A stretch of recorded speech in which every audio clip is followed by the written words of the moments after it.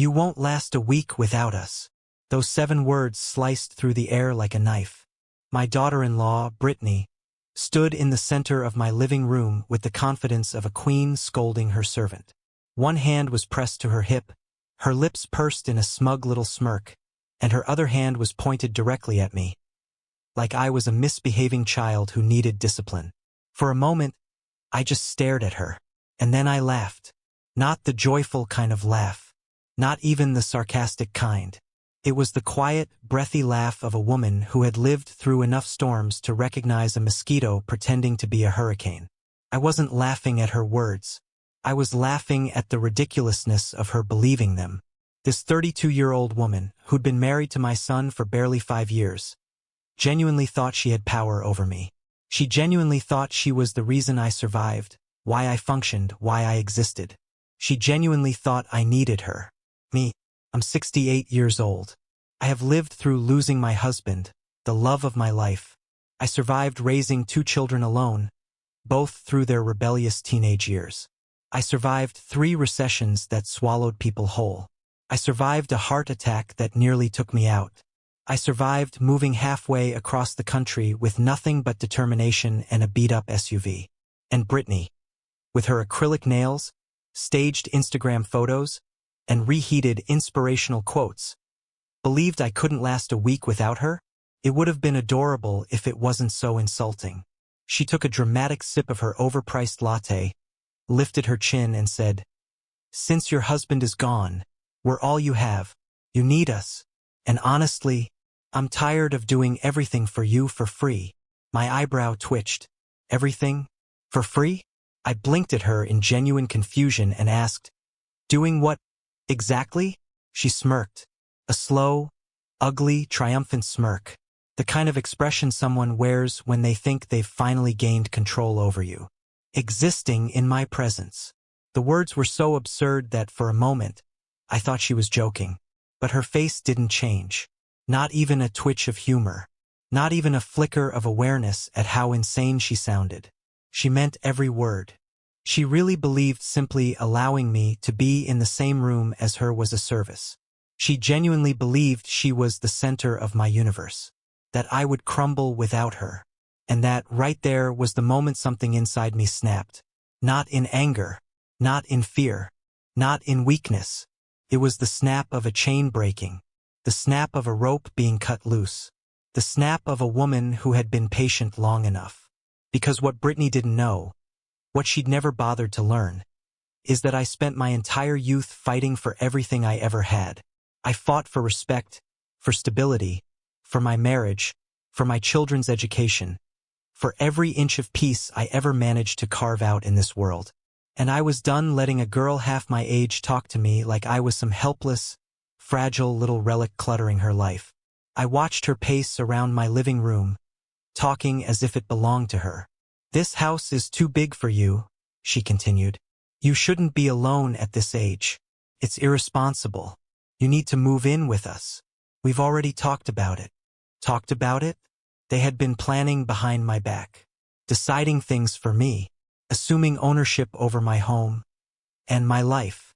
She kept going, "We'll take care of you, and when you're ready, you can sign the deed over to us so it's easier to manage. You don't need all this property."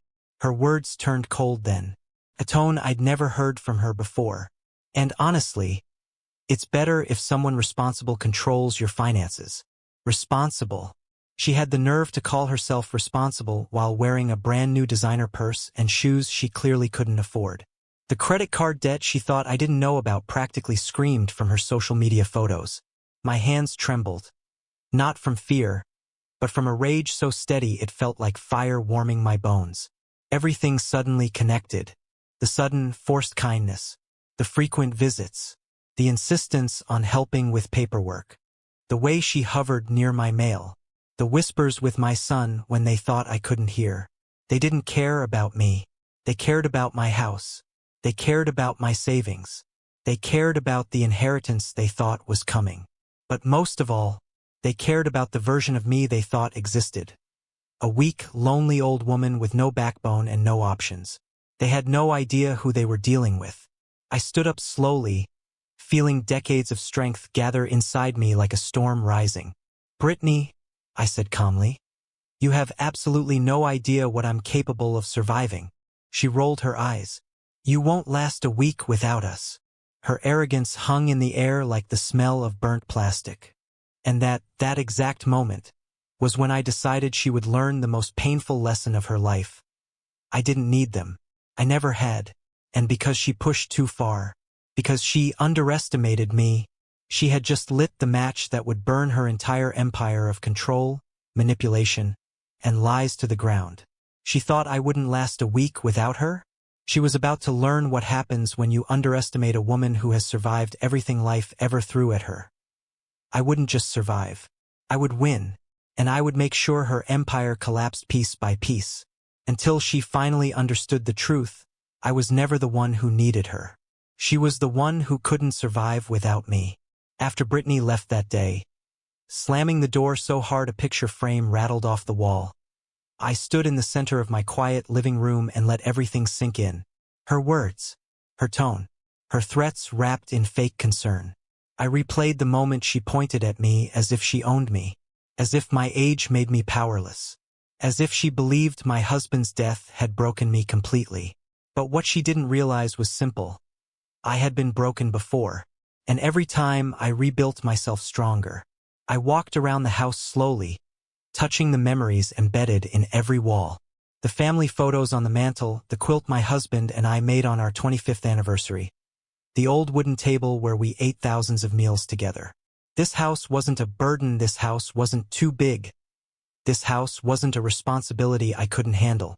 This house was my life, my sanctuary, my history, and Brittany wanted to strip it away from me like I was some confused old woman who couldn't tell left from right. But I wasn't confused. I knew exactly what she wanted: my home, my money, control. And suddenly, I knew exactly what I had to do. Crescent moon the night I made my decision, I didn't sleep that night. Not because I was scared, but because I was planning. I sat at my kitchen table long after midnight, sipping tea, staring at the folder my husband had left me years ago. He'd given it to me, for emergencies only, and told me to remember one thing. If anyone ever pressures you, even family, open this. My hands trembled slightly as I opened the folder. Inside were documents I had forgotten even existed. A complete breakdown of our assets, passwords to accounts I never used, legal instructions, and a letter addressed to me in my husband's handwriting. The letter read, "If someone tries to control you, protect yourself. I've prepared everything you need." He always knew. He always thought ahead. He always prepared for the storm long before the clouds appeared. And I realized this was the storm. White medium star, the secret they never knew. My children believed my husband left us with modest savings. They'd always joked that we lived comfortably, not extravagantly. But that wasn't the truth. My husband was a quiet genius with money. He saved aggressively, invested smartly, and never flaunted it. He drove old cars, wore simple clothes, and avoided debt like poison. And because of that, our true wealth, hidden quietly, untouched, unnoticed, was over $1.2 million. But here was the part nobody knew. It wasn't in the bank. It wasn't in stocks they could trace. It wasn't tied to my house. It was stored in a private trust, created specifically with one rule. If anyone tried to manipulate, pressure, or control me for financial gain, the trust would bypass them permanently. Not just delay. Not reconsider. Permanent removal. My husband had seen enough family greed in his youth to know exactly what could happen in old age. The trust was my shield. A shield Brittany didn't know existed. A shield my son had forgotten existed. A shield that protected me from people who saw me as a wallet instead of a human being. White medium star, the chains they thought I still wore. The next morning, I made myself breakfast, eggs, toast, and a cup of coffee strong enough to wake the dead. I cleaned the kitchen leisurely, humming to myself. Not because I was avoiding the situation, but because I had made up my mind. Brittany believed I needed her for grocery shopping, scheduling, bills, and emotional support. But the reality? I had done everything alone for decades. I paid my own bills, cooked my own meals, I drove myself everywhere. I understood my own finances. And emotionally, I was stronger than she could ever comprehend. She didn't think I could last a week. I could last a lifetime. White medium star, the first step in burning down their empire that afternoon. I called my attorney. Not the cheap one my son recommended years ago. Not the friendly one who handled my husband's funeral paperwork. No. I called the attorney my husband trusted with the private trust. A woman sharp enough to cut steel with her words. "Hello, Margaret," I said. "I think it's time." Her voice instantly shifted from polite to focused. "What happened?" I explained everything Brittany had said, the threats, the pressure, the manipulation, and the lawyer's letter trying to force me to sign over power of attorney. Margaret didn't even let me finish. "They stepped on the wrong landmine," she said. "Come in tomorrow. We're going to shut this down properly. Shut this down." Those words felt peaceful, like someone placing a warm blanket around my shoulders. Because for the first time in months, I wasn't reacting. I was acting. I was taking control. I was protecting myself. I was preparing to burn down the empire they built on greed, entitlement, and ignorance. And most importantly, I was doing it quietly, strategically, without a single raised voice, without a single threat, without a single warning. Because nothing destroys manipulators faster than losing the one person they thought they controlled. White medium star, the day before the storm hit them before going to bed that night, I walked through my house again. I touched the frames, straightened the quilt, opened windows to let fresh air in.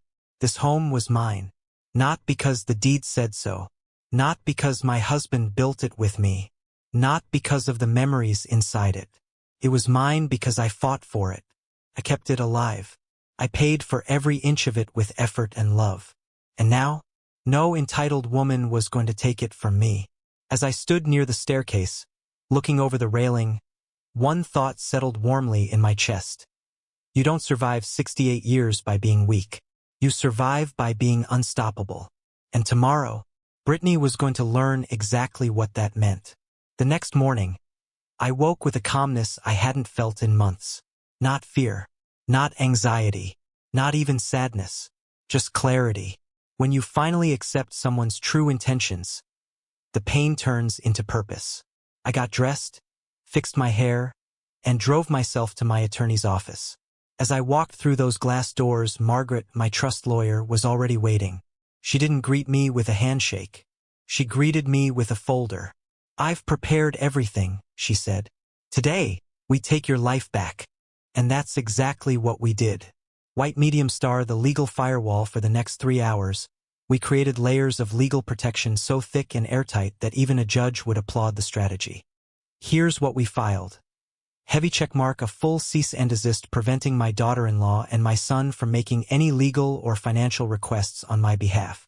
Heavy checkmark, a revocation of all previously signed permissions, even old harmless ones. Heavy checkmark, a medical and financial declaration, stating I am fully independent. Heavy checkmark, a restriction on property conversations, making it illegal for them to pressure me about my house. Heavy checkmark, a private report filed with the trust, activating the manipulation clause my husband had built. That clause permanently removed Brittany from any future access to my estate. The trust would skip her entirely. My son wouldn't get anything through marriage. My grandchildren would receive everything directly, protected from their mother. And when Margaret stamped the final document, she looked at me and said something I'll never forget. "From today forward, Brittany has no power over you. None." It was the first time since my husband died that I felt truly safe. But the universe wasn't done proving how necessary those protections were. Not even close. White medium star, then the letter arrived. That afternoon, I returned home feeling light, hopeful even. But when I reached my mailbox, a thick envelope stuck out. My son's name was on the sender line. My stomach dropped. I took it inside, sat at the dining table, and opened it carefully. Inside were legal documents, not suggestions, not requests, documents demanding power of attorney, transfer of home ownership, for my safety, permission for them to manage my bank accounts, a declaration that I was not mentally capable of independent living. The last one made my blood run cold. not mentally capable. They were trying to paint me as incompetent. They wanted to declare me unfit so they could take everything. They wanted to trap me, and they genuinely thought I would sign it out of fear. I leaned back, letting the anger settle. Not the kind that burns wild, but the steady kind that sharpens into resolve. My son's signature was at the bottom. But I knew Brittany had written every word. She wanted my freedom. She wanted my assets. She wanted control. And she thought she finally had me cornered. But she had no idea that while she was plotting to take everything, I was already 10 steps ahead. White Medium Star, the showdown a few hours later. They came over. Not to talk. Not to check on me. Not to see how I was coping with grief. No, they came to pressure me. Brittany walked in like she owned the place. "So, did you get the papers?" she asked, smiling like a snake pretending to be a house pet. My son stood behind her, avoiding my eyes. "Yes," I said quietly. "I got them." "Perfect," she chirped. "Then let's get everything signed today. The sooner we get you under proper care, the better." Under proper care. As if I were a stray animal needing a kennel. She placed a pen in front of me like she was talking to a toddler. "Sign here." I pushed the papers back across the table. "No," her smile cracked. "What did you say?" "I said no," I repeated, calmly, firmly, without hesitation. Her face turned red so fast it looked like a warning light. "You have to sign," she snapped. "You don't have a choice." I folded my hands. "I have more choices than you think." Brittany's voice rose an octave. "You can't live alone. You need supervision. You won't last a week without you." I finished for her. She froze. My son finally spoke. "Mom, please. We're just trying to help." I looked at him, really looked at him. My sweet boy. The one I raised. The one I sacrificed everything for. But he wasn't speaking for himself. He wasn't thinking for himself. He was repeating her script. I pulled out the documents Margaret and I had filed that morning and placed them gently on the table. "You should know something," I said softly. "I already spoke to my lawyer." Brittany's face drained of color. "And what did your lawyer say?" she asked through clenched teeth. "That you," I said, turning to her, "are no longer allowed to contact me regarding finances, property, or medical decisions. Everything you tried to do stops today." Her eyes widened. You can't do that." "I already did." I slid the restraining order toward her. She read the first line, and her mouth fell open. "What is this?" "Protection," I replied. "For me. From you." She grabbed the papers desperately. "This isn't over. You need us." I stood. No, I needed peace. And now that I've removed the two people causing chaos in my life, I finally have it. Brittany knocked over a chair when she stormed out, screaming unintelligible insults. My son followed her, torn, quiet, ashamed. The door slammed, and this time it didn't shake a picture frame. Felt like freedom. White Medium Star, the beginning of their downfall. I thought that was the end. But really, it was only the beginning. Because when manipulators lose access to their target, their entire house of cards collapses. And Brittany had built her whole world on the assumption that she would someday inherit mine. But as of that moment, her empire, built on greed, entitlement, and a false sense of superiority, was officially starting to crumble. Piece by piece by piece. Brittany storming out of my house that day was a sight I will never forget. Her heels clacked like gunshots. Her hair whipped behind her like she was in a soap opera. Her scream, "This isn't over," echoed down the hallway as if she were casting a curse. But as the door slammed shut, the only thing I felt was relief. Not fear, not guilt, not uncertainty. Relief, because for the first time since my husband died, the house felt peaceful again. But that peace was only the beginning. Because when manipulators lose access to their target, the very person funding their lifestyle, validating their ego, and serving as their emotional punching bag, their entire facade begins to fall apart. And Brittany's facade? It didn't just crack. It shattered. White Medium Star, their world begins to shake 2 days after the argument. My son showed up alone. No Brittany, no attitude, no lawyer letters, just him. His shoulders were hunched, his eyes tired, his voice defeated. "Mom, can we talk?" I nodded and invited him in. He stood there awkwardly, shifting his weight like a guilty teenager. "Brittany said you're making everything difficult." There it was. I sighed. "Sit down," I told him. "I want to show you something." I pulled out my husband's old trust documents, the ones Brittany didn't know existed. My son's eyes widened. "What is all this?" "This," I said gently, "is the truth about our finances, the truth about your father's planning, the truth about the protections he built for me." He read silently, then he read again, and again. When he finally looked up, he looked pale. "So, Brittany can't touch any of this?" "No," I said. "She never could." He swallowed hard. "And the trust bypasses her completely?" "Yes." He rubbed his face with both hands and let out a breath so heavy it sounded like a confession. "She told me we needed to secure your future. She said if we got control of your house and money, we could fix everything. She said we were helping you." I looked him dead in the eyes. "Son, do you really believe that?" He didn't answer.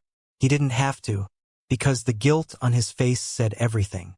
White medium star, the consequences arrive one by one. The next week was a slow-motion disaster for Brittany. Because when you build your life on deceit, manipulation, and financial illusions, reality eventually knocks on your door. And in her case, it knocked loudly. First domino. Their credit cards were maxed out. The luxury purses, the expensive hair extensions, the spontaneous weekend getaways, all of it paid with money they didn't have. I later learned that when Brittany realized she wouldn't get my house or my savings, she panicked and tried to open a new credit line in my name. But thanks to the legal protections we put in place, the bank immediately flagged it. Second domino. Their car was repossessed. Yep. The shiny new SUV Brittany flaunted in every social media post. Gone. Towed away in broad daylight, right in front of their neighbors. I heard Brittany screamed at the tow truck driver for 20 straight minutes before she realized screaming wasn't going to bring it back. Third domino. Their mortgage payments were overdue. Turns out, Brittany had convinced my son to refinance their house for a quick cash boost. He didn't understand what he was signing. She handled it all. And now, with increased payments and no savings left, they were drowning. Fourth domino. Brittany lost her job. Apparently, she had a meltdown during a staff meeting and told her boss that she deserved royalties for showing up. They fired her on the spot. Fifth domino. My son learned the truth. He discovered Brittany had lied to him for years. About debts, about expenses, about fake emergencies, about money she claimed was for their future, but was actually for her personal indulgences. The final straw? She had secretly tried to convince my son to put my house up as collateral for one of her business ideas. White medium star, the empire falls one evening. My son came back again, this time looking even more broken. "Mom," he whispered, "I think she's ruined us." I placed a hand on his shoulder. "No, son. She ruined herself. You just got caught in her storm." His voice cracked. "I should have listened to you. I should have protected you." I squeezed his hand. "You can't protect someone who doesn't think they need protecting. And you can't see manipulation when someone you love is doing it." He shook his head slowly. "I thought she loved me." I looked at him gently. She loved what she could get. It was the hardest truth he ever had to hear. But it was the truth he needed. White medium star, the final collapse within 3 months. Fire, their marriage was on the rocks. Fire, the bills piled up. Fire, collectors called nonstop. Fire, Brittany's friends distanced themselves. Fire, her social media, perfect life, crumbled, and eventually, they separated. She moved out of state, chasing yet another delusion of a glamorous lifestyle she hadn't earned. My son stayed behind, quiet, humbled, healing. The empire she thought she controlled, the empire she thought she built, the empire she believed I couldn't live without, burned to ash, and I never had to lift a finger to destroy it. She destroyed it herself because manipulators always do. 3 months after the chaos, the screaming, the lies, and the collapse of everything Brittany had tried to control, my life became something I never expected. Quiet, steady, peaceful. For the first time in years, my days belonged entirely to me. My mornings were slow and warm, my afternoons filled with small joys, gardening, reading, walking my dog, my evenings soft and calm. With sunsets, I suddenly had time to appreciate. There was no tension in the walls, no accusations, no manipulation disguised as concern, no one hovering around me like vultures circling an estate. It was just me, and it felt good. But the peace didn't erase the wounds, and it didn't fix the most painful part of all. My relationship with my son. He had stopped coming by, stopped calling, stopped texting, not because he didn't care, but because he was ashamed. Ashamed he let Brittany control him. Ashamed he believed her lies. Ashamed he tried to take my home, my freedom, my dignity. I knew he was hurting. I knew he was lost. I knew he was rebuilding himself from the rubble Brittany left behind. So I waited, patiently, quietly, because healing doesn't happen in a day. And sometimes the people you love need time to find themselves again. White medium star, the day he finally came back, it was a rainy afternoon when my doorbell rang. A soft, hesitant ring, like someone unsure if they were welcome. I opened the door and there he was, my son.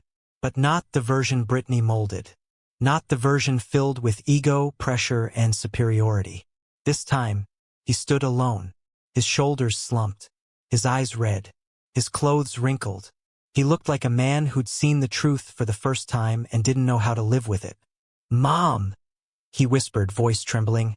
"I'm so sorry." Before I could say anything, he burst into tears. He cried like he hadn't cried since he was a child, raw, broken, overwhelmed. "I let her come between us," he sobbed. "I believed her. I let her use me. I let her hurt you. And I'll never forgive myself." My heart cracked open. Not from pain, but from relief. I pulled him into my arms, holding him the way I used to when he scraped his knee or woke from nightmares. "Son," I said softly, "I don't blame you. Manipulators don't just fool their victims. They fool everyone around them." He shook his head fiercely. "But I should have protected you. I should have seen it. I should have—" "No," I interrupted gently.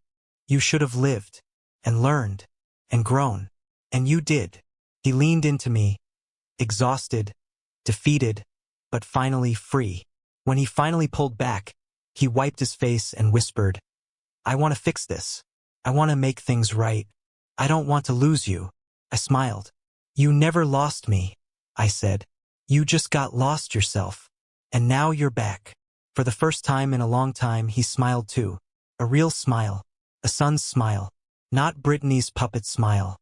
White medium star, the truth about survival. Over the next few weeks, he helped around the house. Fixing things, painting the deck, cleaning the garage. Not because I needed it, but because he needed it. He needed to feel useful. He needed to rebuild trust. He needed to reconnect. One afternoon, as we were pruning the roses in the garden, he asked, "Mom, how did you stay so strong through all of this? Most people your age would have been overwhelmed." I chuckled quietly. "Son, you don't survive 68 years by letting people walk all over you." He laughed too, a little embarrassed, a little grateful. "So you really didn't need us?" he asked. I rested my hand on his. "No, but I always wanted you, and that's more important." His eyes softened. "I'm glad you stood up for yourself," he whispered. "Brittany, she convinced me you were losing your mind. She said you were weak." I looked into his eyes and said, "People like her mistake kindness for weakness, age for helplessness, silence for stupidity. And they destroy themselves," he finished with a sigh. He finally understood. Not just what Brittany did, not just what she wanted, but who I truly was. And that was the moment everything shifted inside him. Respect returned. Love returned. Balance returned. White medium star, the legacy of a strong woman. Weeks later, he finalized the divorce. There was no dramatic scene, no big fight, just paperwork that marked the end of an illusion. Brittany moved out of state, claiming everyone betrayed her. In reality, she couldn't survive without access to the things she never earned. Her empire wasn't built on love or loyalty. It was built on manipulation, entitlement, and greed, and it burned the moment I stepped away. But my empire was built on strength, on resilience, on wisdom, on surviving every storm life ever threw at me, and it stood tall. My son came over one morning with flowers. "For you," he said, "for everything you've taught me." I looked at him, older, wiser, finally himself again, and felt something warm settle in my chest. Pride, peace, closure. He wrapped his arm around me and whispered, "You really didn't need us, did you?" I smiled. "No, but you needed me, and I will always be here when you find your way back." White medium star, the final message. And now, I tell the story for one reason. Because someone out there is being treated the same way. Someone is being told they're weak. Someone is being manipulated by people who pretend to care. Someone is being underestimated because of their age, their silence, or their kindness. And to that person I say, you are stronger than they think. You are smarter than they believe. And you can rebuild your life without the people trying to control it. You won't just survive without them. You'll thrive, just like I did. And sometimes the only way to truly free yourself is to walk away and let their empire burn itself to the ground.